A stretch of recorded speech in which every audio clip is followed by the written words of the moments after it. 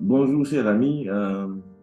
J'espère que tu vas très bien. Toi qui vraiment veux voir une grande association nationale de médecins chrétiens, médecins de dentistes chrétiens dans ton association, dans ton pays.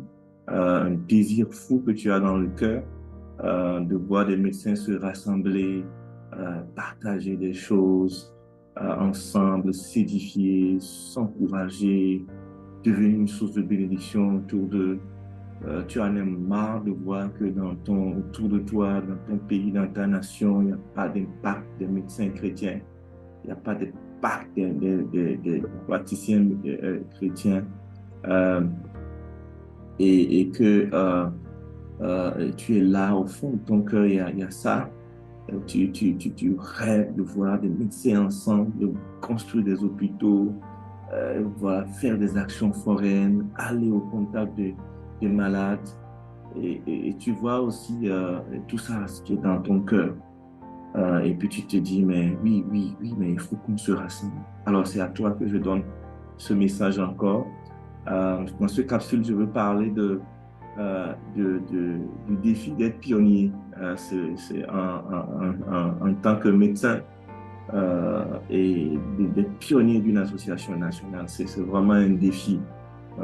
C'est vraiment un défi parce que il va falloir trouver l'équilibre. Alors, je vais partager quelque chose, quelques encore astuces, quelques sources d'édification à toi, de manière à ce que euh, évidemment, que tu puisses bâtir voilà, cette force intérieure et que tu puisses arriver à élever cette association. C'est possible, d'abord, je te le dis, parce que je l'ai expérimenté. Ça a peut-être pris plusieurs années, ça a pris des temps de pleurs, ça a pris des temps de doutes, de combats, évidemment. Je me demandais, mais est-ce que ça valait la peine? Mais c'est devenu une réalité. Aujourd'hui, j'ai une association pérenne dans mon pays, avec des gens extraordinaires, des disciples, des leaders qui sont vraiment engagés. Euh, et puis, voilà, et même ceux qui ne sont pas aujourd'hui dans notre association nationale, mais beaucoup ont été impactés. Beaucoup ne sont pas restés avec nous, mais ils ont gardé hein, vraiment cette marque du médecin chrétien. Et ça, c'est vraiment une grande joie. Et nous avons aujourd'hui devant nous vraiment une horizon illimitée de croissance, d'impact dans notre association nationale. Mais ça a pris du travail, ça a pris de l'engagement. Je voudrais partager un certain nombre de choses euh, voilà, qui m'ont aidé et qui peut t'aider aussi. Alors, euh, voilà, je veux partager avec toi voilà, qui te bat avec cette vision et puis avec toi-même, voilà, tes propres défis. Parce que euh, beaucoup de gens qui sont pionniers ne sont pas des gens aussi libres que ça. Et ils ne sont pas des gens aussi libres que ça. Peut-être que tu es étudiant en médecine et puis tu as quoi? Tu as tous les défis euh, euh, euh, euh, ouais. Tu as tous les défis hein, qu'un étudiant peut avoir. Réussir tes études, parfois les défis financiers, parfois voilà, beaucoup de choses. Peut-être que tu es déjà médecin et tu as aussi des questions professionnelles, des challenges, des défis, et tu te dis, mais voilà. Mais c'est très important de pouvoir apprendre à garder l'équilibre hein, et à vraiment euh, accoucher de cette vision. Et c'est toi qui vas le faire. Vous savez, c'est pas par hasard que Dieu a mis ce fardeau sur ton cœur. C'est pas par hasard qu'aujourd'hui tu écoutes cette vidéo. Médecin chrétien, étudiant en médecine chrétien, dentiste d'une nation, ce n'est pas par hasard. C'est parce que Dieu veut que tu te lèves et que tu te lèves. Soit que tu te joignes à quelque chose qui a commencé chez toi pour apporter ton énergie ou que tu commences ou que tu sois encouragé parce que tu as déjà commencé quelque chose et que c'est pas facile. Alors, voilà quelques points que je voudrais partager avec toi. Et la première des choses que tu dois savoir vraiment, c'est que euh, la construction de notre vie ne devrait pas arrêter la construction de notre association. Moi, j'appelle ça mouvement parce que ça donne plus une idée voilà, plus une idée de quelque chose qui avance. On peut aussi appeler ça une communion fraternelle, mais vraiment un mouvement, quelque chose qui avance. Ça ne doit pas arrêter. Ça ne doit pas arrêter. La construction de notre mouvement national aussi ne doit pas arrêter notre construction personnelle. Nous avons besoin de finir nos études, de nous spécialiser, d'aller de l'avant. Euh, mais comme c'est dit dans le livre de AG 1, 2 à 8, mais est-ce que c'est le moment de se construire des maisons? Est-ce que c'est le moment d'abandonner le temple? Quand nous mettons Dieu en premier, Dieu agit pour nous. Dieu intervient dans nos études. Dieu intervient dans nos vies professionnelles. Dieu ouvre des portes. Quand nous le mettons, lui et sa maison, en premier. Mais comment y arriver? La chose qui m'a aidé, bien aimé pionnier, la chose qui m'a aidé, c'est le fait que j'ai appris à passer du temps avec Dieu. C'est le fait que j'ai développé cette habitude-là de ne pas sortir de ma chambre, de ne pas sortir de ma chambre sans passer un temps de qualité avec Dieu. Et qu'est-ce que j'appelle un temps de qualité? C'est vraiment un temps d'intimité avec Dieu. Un temps d'intimité avec Dieu. Et ce temps-là est pour moi une source d'inspiration, une source d'énergie, de force, d'encouragement quand je suis découragé, mais surtout aussi une source de direction quand je ne sais pas où aller, quoi faire. Et Éphésiens 6, le verset 10 nous dit, puisez votre force dans le Seigneur. Hein.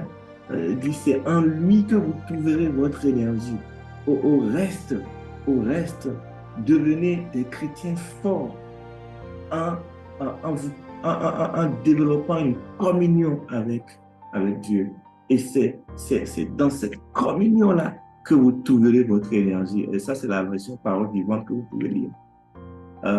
C'est très important, bien aimé. Un pionnier sans temps avec Dieu, c'est un pionnier sans force, sans inspiration, sans direction. C'est un pionnier qui va faire beaucoup d'erreurs. C'est un pionnier qui va faire beaucoup d'erreurs. Un pionnier qui va se perdre, qui va perdre de l'énergie, perdre du temps. Et au finish, sera vraiment déçu. Alors, c'est quoi je mets dans un temps de qualité? C'est d'abord un temps dans la parole de Dieu.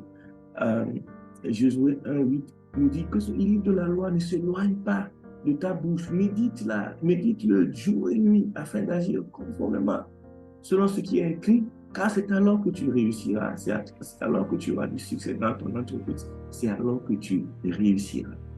La méditation de la parole de Dieu est quelque chose de fondamental pour le pionnier. Le pionnier doit prendre le temps de prendre chaque jour une portion de l'écriture, de ruminer, de réfléchir et de trouver des ingrédients, de trouver des directives, de trouver la nourriture, de trouver la manne et la force pour pouvoir construire l'œuvre de Dieu. Et tu as besoin, bien-aimé, mon bien-aimé, de passer du temps dans la parole de Dieu. Bien-aimé, ma première école de leadership, vous savez, ce que ça a été, c'est le livre de Néhémie. J'ai pris le temps de méditer Néhémie et j'ai pris le temps de l'appliquer. Je n'ai pas reçu de cours de leader en ce temps-là, mais juste l'appliquer m'a permis de lever un mouvement. Juste l'appliquer. La méditation de la parole. La deuxième chose, c'est l'adoration et la communion avec le Saint-Esprit. Éphésiens 5, le verset 18 nous dit, ne vous élivrez pas du vin, c'est de la débauche, mais soyez au contraire remplis du Saint-Esprit. Alors, quand vous venez dans l'adoration, quand vous laissez les prières creuses, les prières qui ne dépassent pas le plafond, que vous recherchez la présence de Dieu, à vous connecter à cette présence glorieuse et que vous vous connectez à l'Esprit de Dieu. L'Esprit de Dieu vous restaure, vous parle, vous vient, vous donnez la prochaine étape pour votre association. Alléluia. Parfois, il semble que vous êtes complètement mort, enterré. Les gens disent, oh, il ne peut pas continuer. Mais quand vous connectez à l'Esprit, l'Esprit vous fait rebondir, vous montre, voilà la prochaine étape. Vous avez besoin d'un temps de qualité avec le Seigneur, pas un temps d'appel au quotidien. Cela va vous faire grandir, cela va vous faire mûrir, cela va vous amener même à comprendre même la vision chaque jour un peu plus et à savoir à chaque saison qu'est-ce qu'il faut faire. Alors la deuxième chose, c'est de refuser de vous désengager malgré la pression. Dans Néhémie 4, nous lisons ceci. Cependant, déjà le peuple de Juda murmurait. Ceux qui portaient les fardeaux sont à bout de force et les tas de décombres restent énormes. Jamais nous n'arriverons à bâtir cette muraille. Quant à nos adversaires, ils disaient, ils ne sauront rien, ils ne verront rien, jusqu'au moment où nous surgirons au milieu d'eux pour les massacrer et mettre fin à ce travail. Pression intérieure, pression extérieure. En tant que pionnier, tu auras des pressions intérieures, des défis dans ta propre vie. Oui, des défis dans ta propre vie. Tu auras des défis dans ta propre vie. Mais en même temps, tu auras des attaques de l'extérieur. Des gens qui se moquent de ce que tu as à commencer. Des gens qui se moquent des faibles commencements. Et tu vas te retrouver pris en étau. Et la seule chose que tu veux, la seule chose dont tu as envie, c'est de te désengager. En fait, c'est de mettre cette histoire d'association en stand-by pour pouvoir d'abord prendre soin de toi-même. Parce que, voilà, tu as envie de tout lâcher. Mais ne le fais pas. Ne le fais pas. Ne le fais pas. Néhémie a encouragé le peuple. Battez-vous pour vous-même, pour vous, votre famille, pour vous, que tu dois te battre. Tu dois te lever et te battre. Parce que cette nation a besoin de cette association. Les chrétiens, les étudiants et les chrétiens ont besoin de toi pour voir la gloire de Dieu. Restez engagé. Ça, c'est le pionnier. Le pionnier est courageux. Le pionnier est déterminé. Le pionnier est persévérant. Le pionnier plante. Dans le désert, il attend que Dieu arrose. Le pionnier continue par poser les pas. Même si c'est difficile, il continue.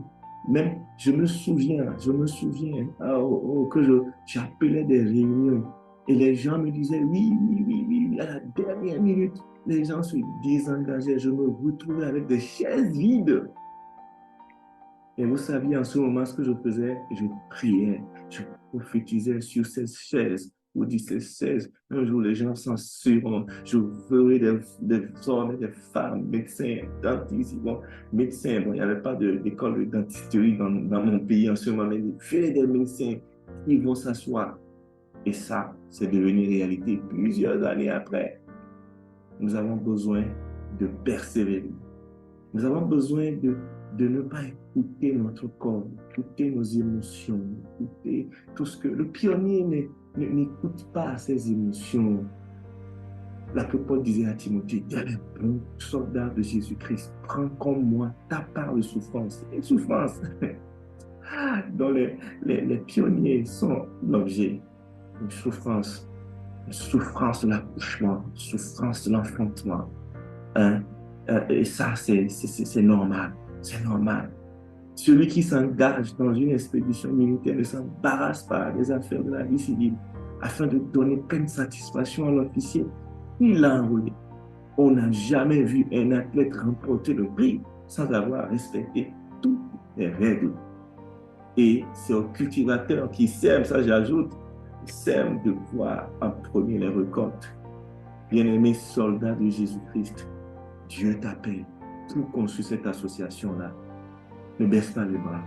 Ne sois pas trop sensible. Ne sois pas trop fragile. Trouve ta force dans le Seigneur et tiens bon comme un soldat de Jésus-Christ.